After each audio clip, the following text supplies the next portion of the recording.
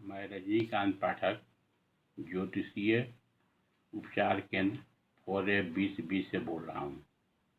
मैं अपने दर्शकों के लिए एक नया यूट्यूब बनाने जा रहा हूँ, जिसमें ज्योतिष संबंधी किसी भी गणना को आसानी से समझा जा सके।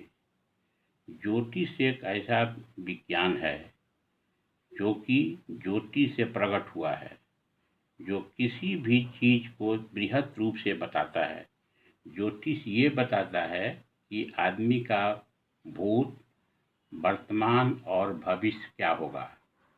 अगर इसकी गणना सही से की जाए तो मनुष्य के पूरा प्रकृति का भी ये व्यक्त करेगा।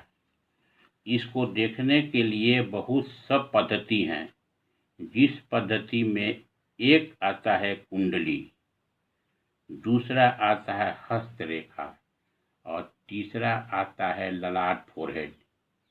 इन सभी किसी भी विषय से हम आदमी के चरित्र के बारे में, विद्या के बारे में, व्यवहार के बारे में, कहाँ तक कौन पढ़ेगा, कहाँ तक आयु होगी, सभी की गणना इससे की जाती है।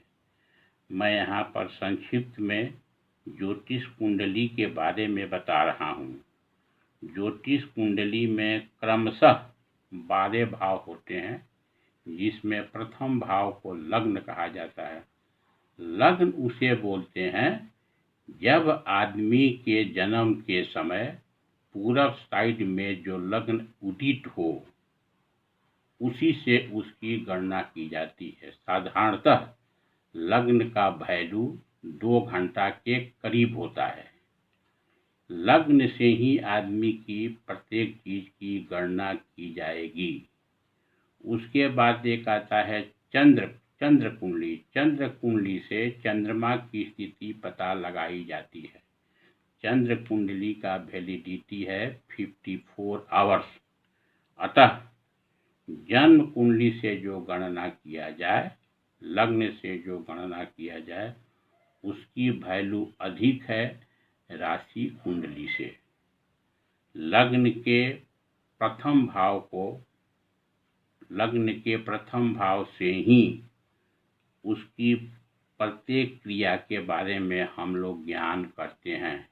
अगर लग्न में अच्छा ग्रह हो तो आदमी का व्यवहार बहुत ही अच्छा होगा।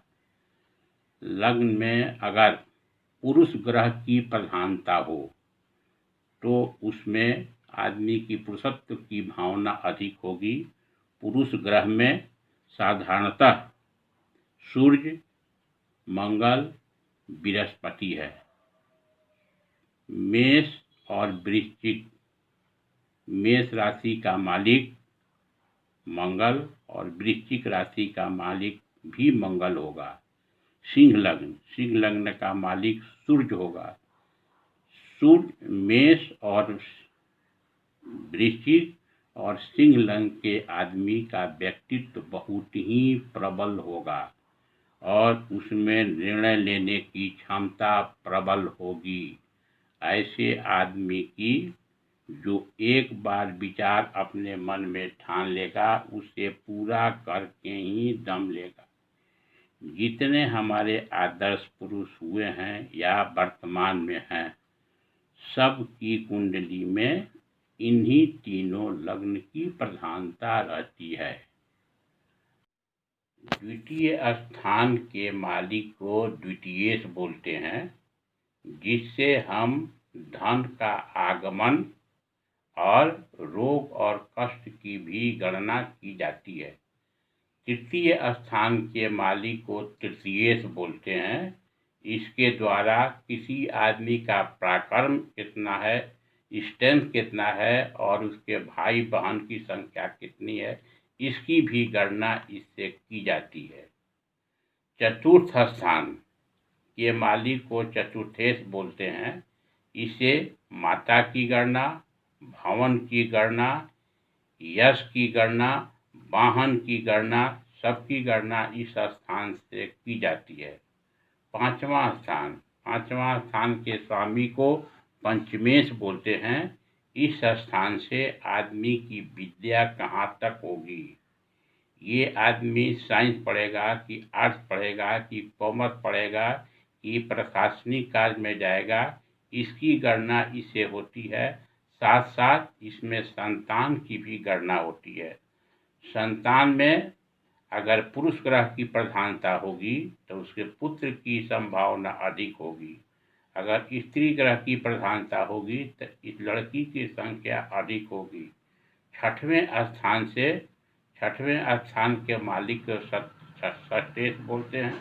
इसे आदमी की रोग के बारे में, कष्ट के बारे में और शत्रु के बारे में, साथ साथ शत्रु का प्रकार, कैसा उसका शत्रु होगा, कितना तक उसको धोखा देगा और किससे वो बिलोंग करता है, इसकी गणना इससे होती है।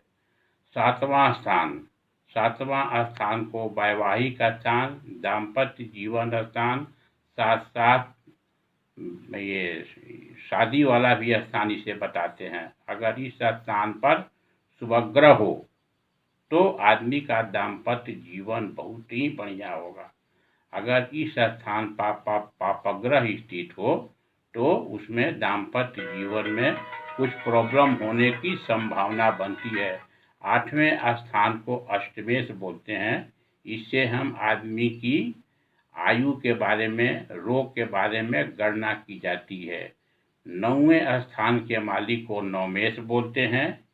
इसके भाग्य का स्थान है कि भाग्य इस व्यक्ति को कहाँ तक ले जाएगा, इससे इसकी गणना की जाती है। 10वां स्थान के स्वामी को दशमेश बोलते हैं।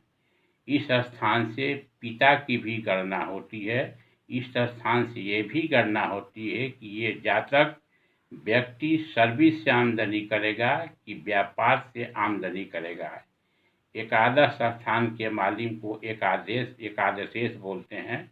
इससे आय के साधन का भी ज्ञान किया जाता है। और 12वें स्थान के मालिक को व्ययेश बोलते हैं।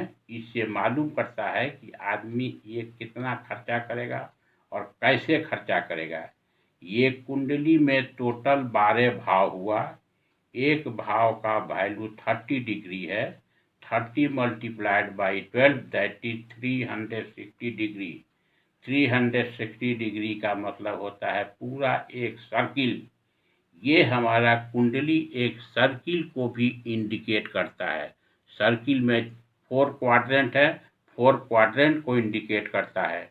और जब इसकी गणना हम काल पुरुष से करते हैं, सुदर्शन पद्धति से करते हैं, तो सर से लेके पैर तक की गणना भी इस कुंडली से हम लोग करते हैं, जिससे पता लग जाएगा कि इस आदमी को किस चीज़ की बीमारी है और उसको कैसे ठीक किया जाए।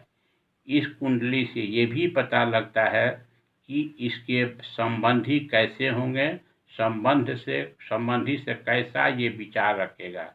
तो अधिकतर लग्न कुंडली से ही जितनी गणना की जाए वो सबसे सर्वोत्तम होगी और उसी के अनुसार हम लोग गणना करके मनुष्य के बारे में बताते हैं।